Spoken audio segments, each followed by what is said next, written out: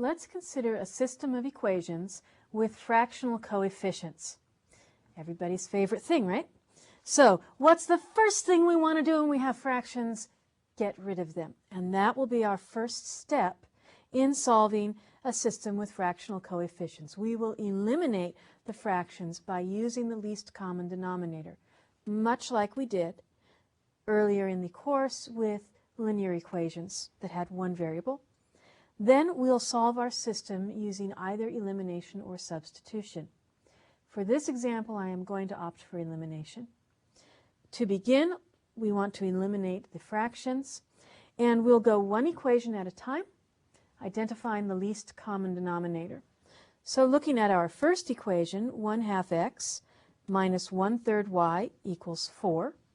Remember that 4 has a denominator of 1, and our least common denominator, the least common multiple of 2, 3, and 1, is 6. This is a really good opportunity to use color because, of course, most people don't want to write out the equations 4 or 5 times if they can just squish things together. So we're going to multiply this entire equation through by 6. You can take your color and squeeze a 6 next to each term. We've just applied the distributive property, and our next line will be to eliminate the fractions by canceling. Well, we can look at our second equation. Our denominators are 8, 6, and 2. 1/8 x minus 1/6 y equals 3/2. And let's see, that least common denominator is looking like 24. So again, taking your color, squeeze in a 24 times each term on both sides of the equal sign. And we can begin to do some canceling. Let me get this paper in position here. Okay. Well, 2 divides into 6, leaving 3. 3 divides into 6, leaving 2. And we'll just multiply 4 times 6. And so we will have a 3x minus a 2y equals 24. We'll work the other equation here. 8 goes into 24, leaving 3. 6 goes into 24, leaving 4. 2 goes into 24, leaving 12. So we'll have a 3x minus a 4y, which will equal 36. 3 times 12.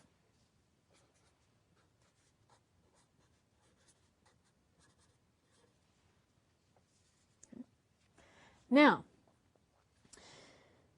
elimination is the method that I would like to use on this, and I see that very conveniently we've got a 3x in both equations. So the easiest way to work this will be to multiply one of the equations by -1.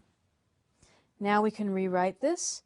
3x minus 2y equals 24. Negative 3x plus 4y equals negative 30, that's a 3, 36, and add them up. 3x adds to 0. Negative 2y plus 4y, we get a positive 2y equals a negative 12. Dividing by 2, we have that y equals negative 6. We're not done.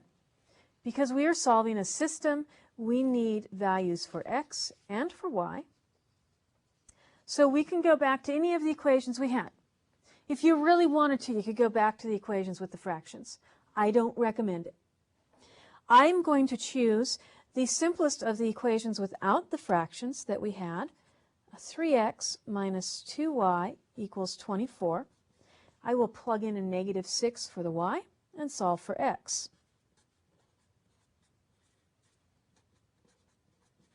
Simplifying, we have 3x plus 12 equals 24. Subtract our 12. 3x equals 12. Divide by 3. X equals 4. How are you going to present this?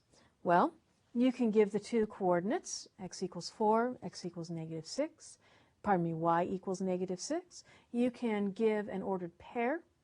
I'm going to present an ordered pair. The x coordinate is 4. The y coordinate is negative 6. To check this, you would need to put in the ordered pair 4 and negative 6 in both of the equations.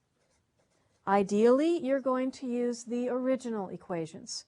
And I would recommend that, even with fractions, because you want to make sure that you catch any possible errors that may have happened along the way in the simplification process.